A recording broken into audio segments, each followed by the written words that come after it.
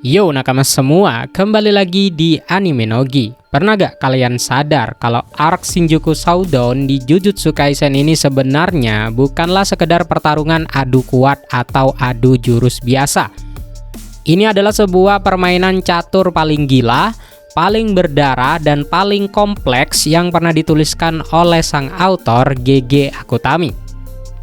Banyak yang mengira kalau aliansi penyihir itu cuma datang satu persatu buat dibantai oleh Sukuna. Tetapi kalian salah besar. Kenyataan yang sebenarnya ditunjukkan di manga adalah aliansi penyihir punya master plan atau rencana induk yang berlapis-lapis. Kalau rencana A gagal, rencana B bakal jalan. Kalau rencana B gagal, rencana C sudah siap. Dan begitu seterusnya sampai ke rencana yang paling gila dan tidak manusiawi sekalipun. Hari ini kita akan membedah secara total, rinci, dan mendalam bagaimana persiapan aliansi penyihir selama 1 bulan dan bagaimana mereka membagi tugas untuk membunuh Kenjaku dan Ryomen Sukuna.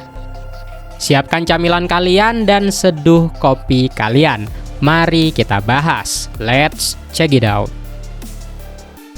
Sebelum perang pecah di chapter 223, ada masa jeda 1 bulan setelah Gojo Satoru dibebaskan dari Prison Realm.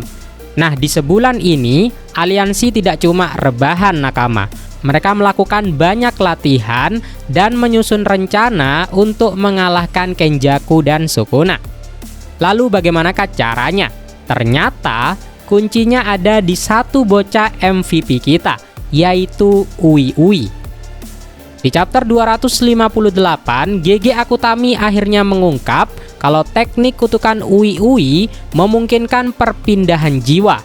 Aliansi menggunakan ini agar para penyihir bisa bertukar tubuh dan mempelajari teknik dari tubuh inangnya melalui muscle memory atau ingatan otot.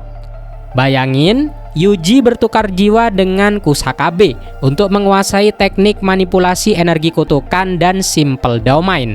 Yuta Okotsu bertukar jiwa dengan Gojo Satoru untuk menyempurnakan teknik barrier domain expansionnya. Mereka menembus batas waktu belajar bertahun-tahun cuma dalam hitungan minggu saja. Ini adalah pondasi dari semua rencana mematikan mereka nantinya. Di saat yang sama, mereka membagi target. Sukuna adalah bos utama, tetapi Kenjaku adalah dalang yang gak kalah bahayanya. Di sini, Yuta Okotsu ditugaskan sebagai eksekutor Kenjaku, tetapi Yuta gak bisa maju sendiri karena Kenjaku itu sangat waspada. Maka lahirlah rencana pengalihan. Takaba dikirim lebih dahulu untuk membuat Kenjaku sibuk dengan teknik komediannya. Kenjaku dipaksa masuk ke dalam realita komedi Takaba sampai dia lengah.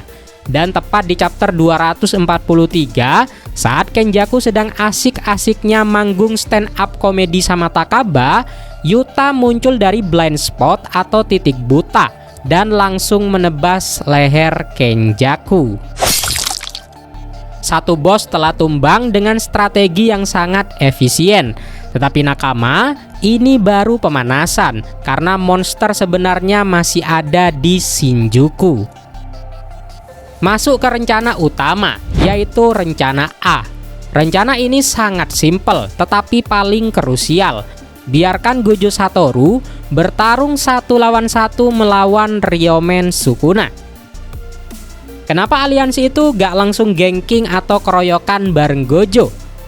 Alasannya dijelaskan dengan sangat logis di manga. Kehadiran penyihir lain justru cuma bakal jadi beban buat Gojo Satoru. Misalnya nih, kalau Gojo pakai domain expansion Unlimited Void, teman-temannya bakal kena efeknya. Kalau Gojo mau spam holo purple atau red, dia bakal ragu karena takut mengenai murid-muridnya.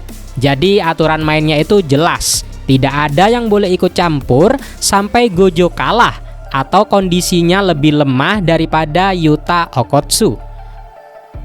Pertarungan ini epic banget dari chapter 223 sampai ujung chapter 235. Gojo berhasil menghancurkan otak Sukuna sehingga Sukuna tidak bisa lagi membuka domain expansionnya. Gojo juga berhasil mengalahkan Shikigami Mahoraga. Rencana A nyaris berhasil 99%. Tetapi nakama, tragedi itu terjadi di chapter 236. Sukuna mempelajari adaptasi dari Mahoraga dan menciptakan tebasan yang memotong dunia.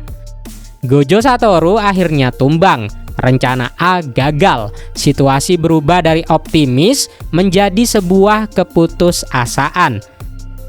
Tetapi hebatnya aliansi Jujutsu, mereka tidak diberikan waktu untuk menangis. Rencana B langsung dieksekusi detik itu juga. Begitu tubuh Gojo terbelah, Hajime Kashimo langsung terjun ke medan perang. Ini kita sebut sebagai rencana B. Sebenarnya kemunculan Kashimo ini cukup unik. Dia itu cuma mau melawan Sukuna demi ego pribadinya saja, tetapi aliansi itu memanfaatkan Kashimo. Kashimo menggunakan teknik kutukannya, Mystical Beast Ember, yang mengorbankan nyawanya demi kekuatan sekelas dewa. Tujuannya memaksa Sukuna menggunakan inkarnasi penuhnya. Dan benar saja, di chapter 237, Sukuna berubah ke wujud aslinya yang punya 4 tangan dan 2 mulut. Sayangnya Kashimo tewas dengan cepat oleh jaring tebasan dismantle Sukuna. Apakah aliansi Jujutsu telah kalah? Tidak. Langsung masuk ke rencana C, tepatnya di chapter 244. Yuji Itadori dan Hiromi Higuruma terjun berbarengan. Nah, ini dia salah satu rencana paling brilian dari aliansi Jujutsu. Mereka tahu Sukuna terlalu kuat kalau dihadapi secara fisik, jadi mereka pakai jalur hukum dari kekuatan Higuruma. Higuruma menggunakan domain expansion-nya, Deadly Sentencing. Tujuannya satu, membawa kasus pembantaian massal di Shibuya ke pengadilan, menuduh Sukuna sebagai pelakunya, dan mendapatkan vonis hukuman mati atau death penalty, serta penyitaan teknik kutukan atau confiscation. Kalau teknik memotong Sukuna disita dan Higuruma memegang pedang eksekutor, 1 goresan saja Sukuna bakal mati.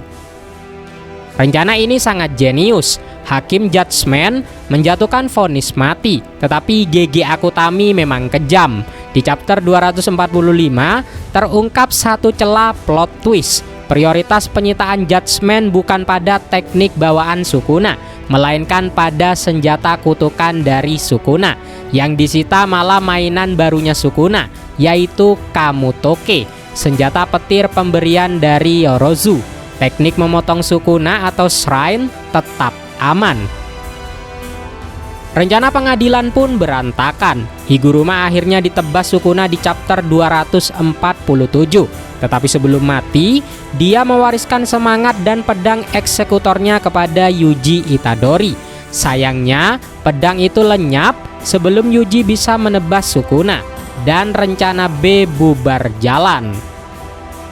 Saat keadaan makin kritis, datanglah Yuta Okkotsu, dibantu oleh Rika. Setelah sukses membunuh Kenjaku, Yuta tidak buang waktu dan langsung balik ke Shinjuku. Inilah rencana D.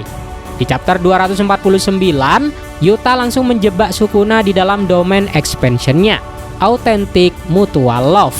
Ini adalah momen di mana aliansi nyaris menang untuk kedua kalinya. Rencananya itu sangat presisi.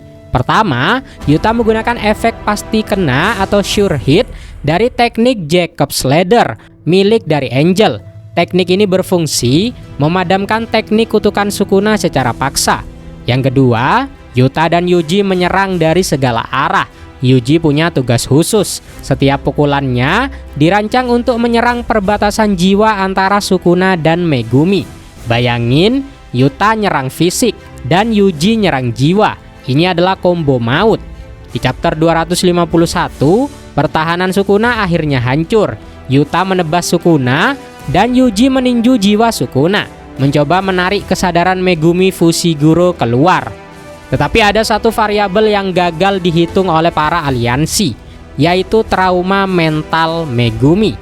Saat Yuji berhasil menyentuh jiwa Megumi, yang Yuji temukan adalah jiwa yang sudah hancur lebur. Megumi menangis dan bilang, cukup, dia gak punya keinginan untuk hidup lagi. Karena penolakan Megumi ini, Sukuna mendapat celah, mengeluarkan tebasan pembelah dunia dari jarak dekat dan membelah dada Yuta. Domain pun hancur dan rencana D berantakan. Emang kurang ajar banget lah si Rahmat alias Megumi ini ya nakama. Tetapi tunggu, kalian pikir aliansi bakal panik karena Yuta tumbang? Enggak, mereka sudah siap dengan rencana selanjutnya.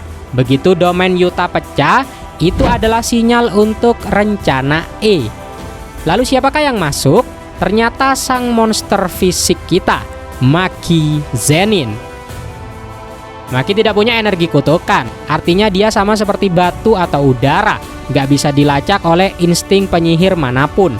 Maki menyusup tepat di detik domain Yuta runtuh, dan dari titik buta, dia menusuk jantung Sukuna menggunakan pedang pemecah jiwa, Split Soul Katana. Ini adalah akhir chapter 251 sampai 252. Maki bertarung gila-gilaan, tetapi Sukuna benar-benar kuat. Walau jantungnya hancur, dia memompa darahnya pakai energi kutukan dan malah excited melawan Maki karena dia mau membuktikan manakah yang lebih unggul, sihir kutukan atau kekuatan fisik murni. Maki akhirnya terlempar setelah terkena Black Flash dari Sukuna. Aliansi mulai kehabisan amunisi, lalu masuklah ke rencana F, mengulur waktu. Kusakabe maju sendirian menahan Sukuna. Ini sih momen yang gila ya. Bapak-bapak depresi ini ternyata jago banget pakai simple domain untuk menahan tebasan dari Sukuna. Setelah Kusakabe tumbang, bala bantuan tak terduga datang, yaitu Miguel dan Laru. Tugas mereka cuma satu, mengulur waktu agar Yuji dan Maki bisa bernafas sejenak. Laru berusaha menahan Sukuna dengan teknik kutukannya, memberikan celah kepada Yuji untuk balik lagi ke medan tempur dan mendaratkan rentetan 8 Black Flash gila di tubuh Sukuna. Tetapi Sukuna yang mulai terpojok mengeluarkan kartu asnya, Domain Expansion yang tidak sempurna, diikuti oleh api mematikan Fuga. Di momen ini Choso mengorbankan nyawanya demi melindungi Yuji. Sebuah momen yang bikin kita semua nangis di chapter 259. Tepat sebelum Yuji terbakar putus asa, suara aneh terdengar. Ting! Todo Aoi kembali dengan tangan mekanik Vibra Slap.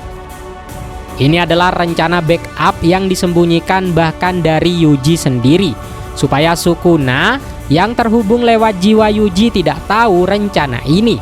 Todo berhasil mengevakuasi hampir semua penyihir dari area domain mematikan Sukuna. Yuji dan Todo mulai menghajar Sukuna lagi dengan combo Boogie Woogie yang sudah di-upgrade. Sukuna mulai panik. Dia mau memaksakan Domain Expansion lagi. Tetapi tiba-tiba di tengah debu pertempuran ada bayangan seseorang yang sudah mati. Ya, Satoru Gojo, atau lebih tepatnya Yuta Okkotsu di dalam tubuh Satoru Gojo.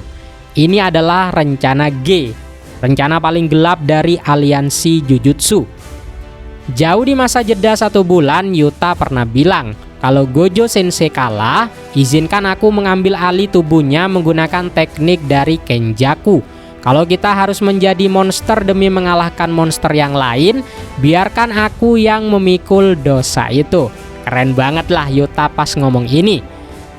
Bayangin beban moral dari rencana ini. Yuta membuang kemanusiaannya. Dia menyuruh Rika menelan mayat Kenjaku, meniru teknik perpindahan otaknya, lalu memindahkan otaknya ke dalam tubuh Gojo dengan bantuan Shoko, Nita, dan Amai. Yuta yang telah memakai tubuh Gojo beradu Domain Expansion dengan Sukuna. Namun karena batas waktu teknik tiruan Kenjaku hanya 5 menit, dan Yuta belum terbiasa dengan tubuh Gojo Satoru sepenuhnya, Domain Yuta akhirnya pecah. Dan Yuta pun pingsan dalam tubuh gurunya. Tetapi pengorbanan ini menghancurkan teknik Sukuna lagi, memaksa Sukuna kembali ke pertarungan jarak dekat tanpa batas domain. Sekarang semuanya bermuara pada satu orang, Yuji Itadori. Di chapter 264, Yuji akhirnya menguasai segalanya.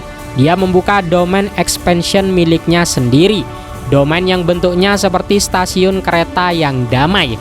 di mana Yuji mencoba memberikan Sukuna satu kesempatan terakhir untuk menyerah dan melepaskan tubuh Megumi. Tentu saja Sukuna menolak itu. Lalu terjadilah pertarungan final. Sukuna pun makin terdesak, tetapi Sukuna berniat menggunakan pemulihan tekniknya untuk terakhir kalinya. Dan di detik paling kritis ini, rencana H atau kejutan terakhir yang bahkan tak terbayangkan oleh siapapun meledak. Di chapter 267, Nobara Kugisaki bangkit.